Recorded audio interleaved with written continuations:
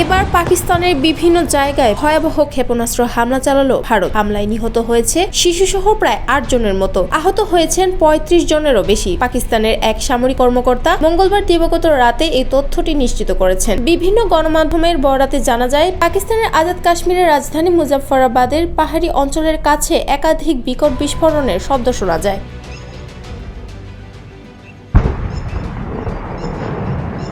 ভারতীয় সশস্ত্র বাহিনী এক বিবৃতিতে জানিয়েছে, অপারেশন সিন্দুর নামের অভিযানে পাকিস্তানের আজাদ কাশ্মীর সহ 9টি স্থানে এই ক্ষেপণাস্ত্র হামলা করেছে। তবে ভারতীয়দের দাবি, এই হামলায় সশস্ত্র গোষ্ঠীর অবকাঠামো লক্ষ্য করা হয়েছে। পাকিস্তানের সেনা সদস্যের ওপর কোনো হামলা চালানো হয়নি।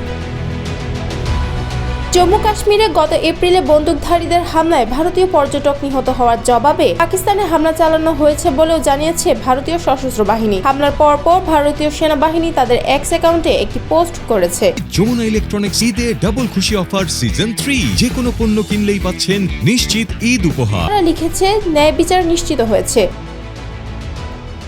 এদিকে ভারত ও পাকিস্তানের মধ্যে চলমান উত্তেজনা নিয়ে জাতিসংঘের নিরাপত্তা পরিষদে রুদ্ধদ্বার আলোচনা হয়েছে। এ সময় পরিষদের সদস্য দেশের প্রতিনিধিরা উত্তেজনা কমাতে ও সংলাপে বসতে দুই দেশের প্রতি আহ্বান জানান। 15 সদস্য নিরাপত্তা পরিষদ সভার পর কোনো বিবৃতি প্রকাশ করেনি। তবে পাকিস্তান দাবি করেছে, তাদের নিজেদের লক্ষ্যগুলোর বেশিরভাগই পূর্ণ হয়েছে।